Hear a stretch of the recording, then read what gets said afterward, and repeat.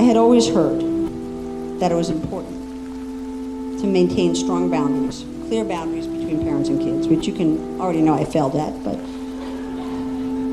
that they should not be our friends. But here's the thing. Sophie is my friend. She is my dearest friend. She is my confidant. She is my sounding board. She's also my assistant, but that's a whole other story. She is my shining light. She is my to the moon and back gal. And now, Brendan, she is yours.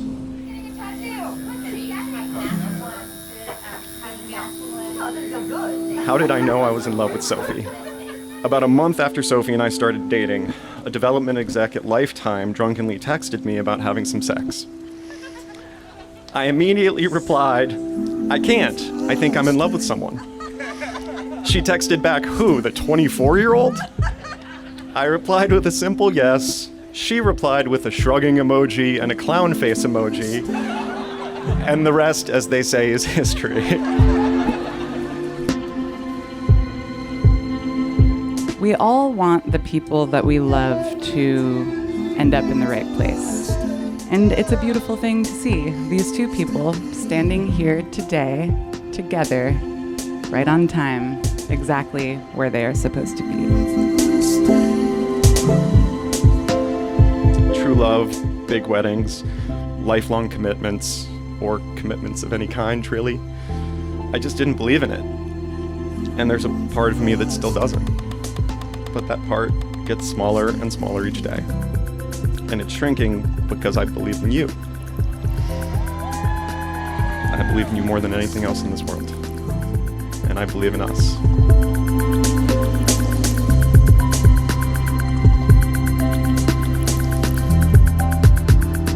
I've never been someone who believes in love at first sight.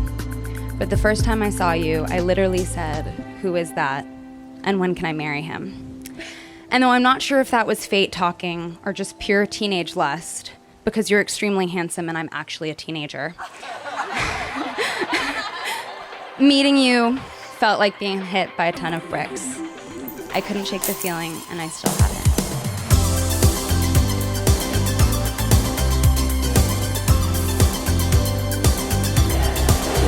He could easily relate to people. He could easily get people to agree to his point of view.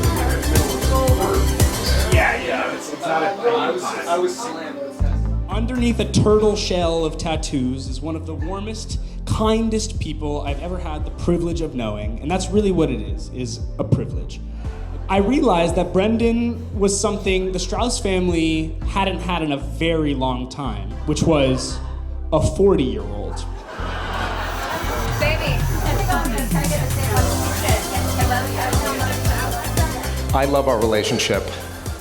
I do. She's not just a daughter, but a great friend. She's a co-worker, a teacher. Having her in my life, I have to read this, can you believe this? Because if I don't read it, I'm going to fall down. Is a gift that I could not have imagined, especially when I wanted to dump her in a basket in front of the hospital and drive away. She can eloquently express her thoughts and emotions in ways you never could imagine and in ways that you had never asked to hear.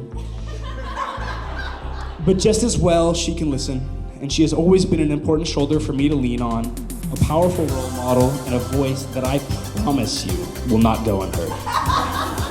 The bottom line here, though, with all the stories and all of the pride and all of the love and all of the wonder that's here, I look at that boy and I see a man. And I look at this girl and I see a woman. And I see a husband and a wife. And that fucking blows my mind.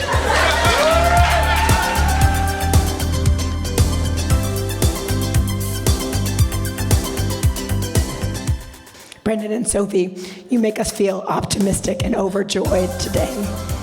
May you always be the best of lovers and friends, and may you continue to make everyone who knows you feel lucky to have you in their lives. I've never seen Sophie this happy. I see how you lift her up every day and how you support her and allow her to be the best she can be. This family is enormous, and I'm so happy to be a part of it. I love you both so much, and I'm so happy, Brendan, that you're a part of our crazy family. I love you guys.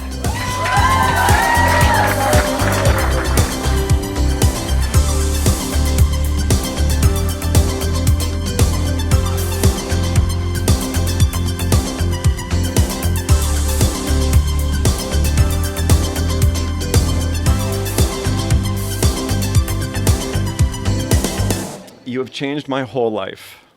This, us, feels so inevitable. Like we've been best friends in another life, and will be in 1 million other lives over.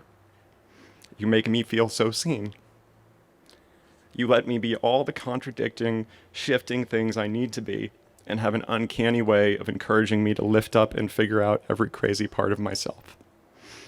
The author of that quote is an early 21st century intellectual, activist, songwriter, and genius named Sophie Lee Strauss. From her seminal work, Valentine's Day Letter to Brendan, 2019.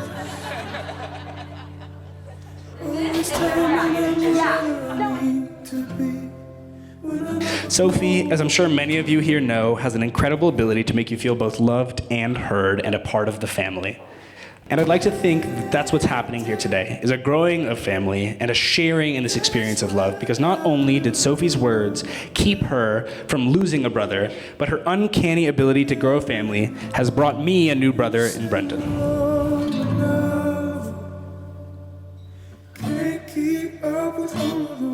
The person we all know now, the person who became Sophie's husband today, is an exceptional brother, an amazing uncle, a supportive son, a worthy friend, and a truly good person.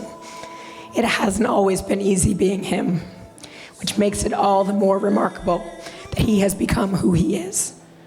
I adore you, and I adore how you love Sophie. And I'm proud to call you my son-in-law and my friend, because you are. And I know that it breaks your heart that your mother could not be here today. But I know that you have become the man she always knew you would be. So it's a photo of my mother from 1978. I'm going to put it into my breast pocket and have it with me for the duration.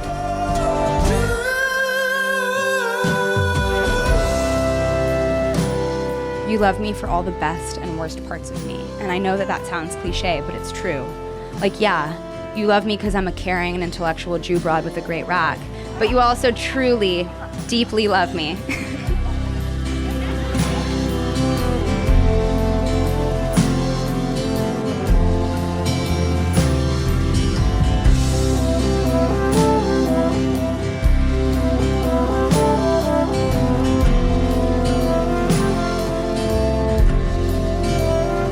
And now, by the power vested in me by the Universal Life Church, I pronounce you husband and wife.